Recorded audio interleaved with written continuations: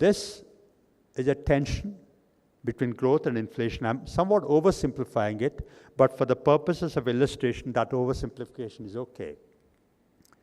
That tension of managing that tension between supporting growth and restraining inflation was not unique to me, was not unique to the Reserve Bank, was not unique to India, was not unique to my time. Every governor, every central bank, every country faces this tension all the time. What was unique to my time, though, was that even as we had an extraordinarily complex episode of inflation, we also had growth moderating. Normally, when you have high inflation, that comes at a time when the economy is overheating, when you have high growth. But that was a time when we had growth moderating and inflation moving up. That was a very complex time, very toxic combination of circumstances. We were celebrating the Reserve Bank's Platinum Jubilee in 2009-10. We had several events around the country, including some events here in Hyderabad. We had a town hall meeting in Chennai. On the steps of the Egmore Museum, there was a town hall meeting around 7 p.m. like this. And there were literally 300, 400 people drawn off the street, as it were. A nationally televised show. Me and my 4 deputy governors were there. There was a moderator, Vikram Chandra, and these people were there. We were fielding questions, and it was nationally live. And they were the usual questions about we don't get credit from banks. Banks charge very high interest rate. They don't give us high enough interest rate on our deposit. They don't even offer a chair for us when we go to a bank. We have to stand there for hours together. All sorts of typical complaints about banks. And we were fielding those questions.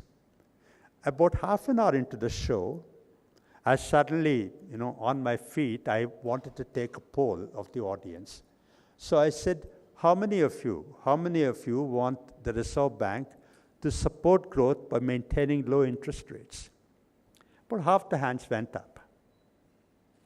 Then I said, how many of you want the Reserve Bank to restrain inflation by keeping a tight monetary policy, maintaining interest rates high? About half the hands went up. That's no surprise there, right? But visually, as I saw those hands going up, it struck me that the younger people, the young professionals, people who are in their 30s, they raised their hands for the Reserve Bank to support growth because they were anxious about their career prospects, about jobs that are longer horizon to look forward to. Whereas middle-aged people, middle-class people, low-income people, their hands for restraining inflation.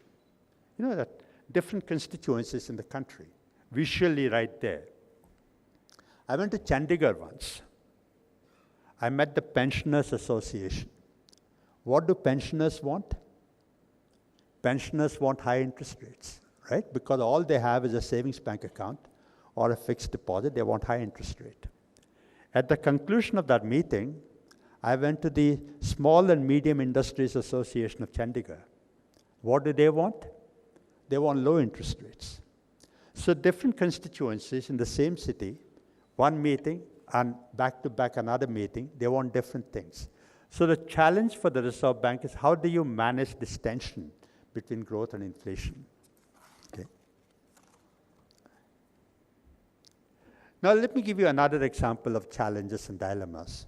This from the exchange rate dilemma. Exchange rate.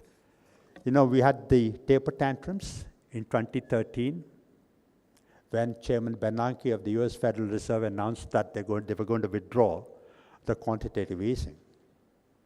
That should not have surprised anyone because it was known from the beginning that the quantitative easing was to be eventually tapered and unwound and withdrawn.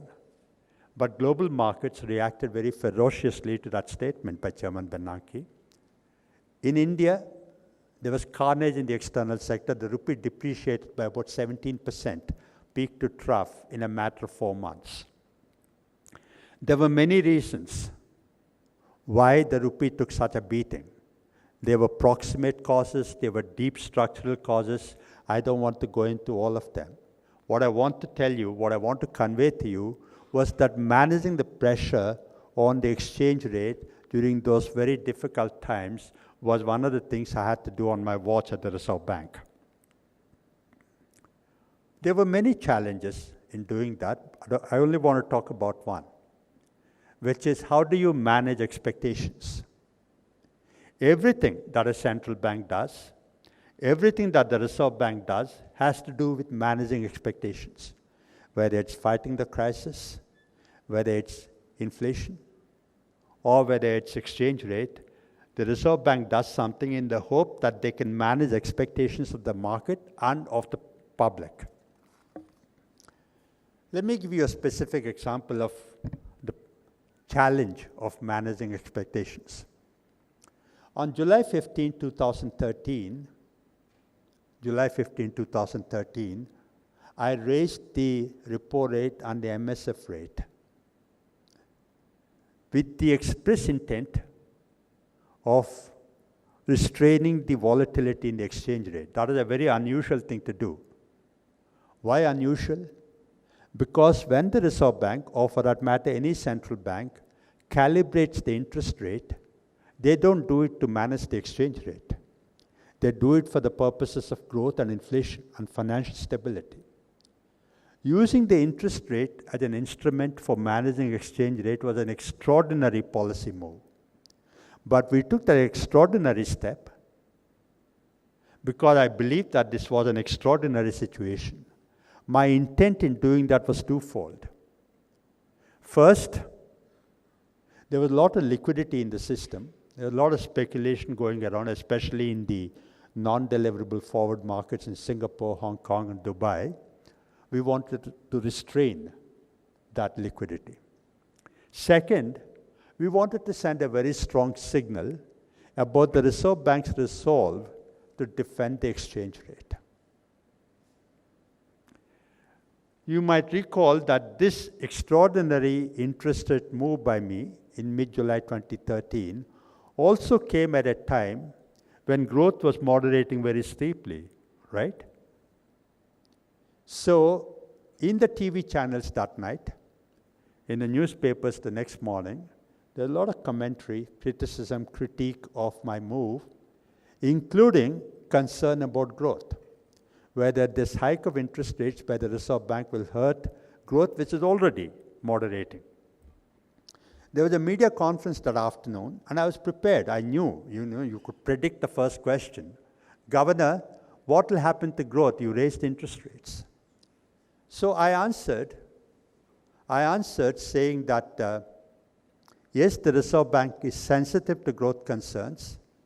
However, we had to control volatility in the exchange rate. We will withdraw these measures as soon as the rupee stabilizes. That is exactly what was written in the written statement.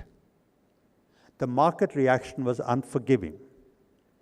The rupee fell by 3% in 3 hours. Why was the market reaction so savage? I agonized about it the whole night, and I consulted with my senior management. They said there were two things.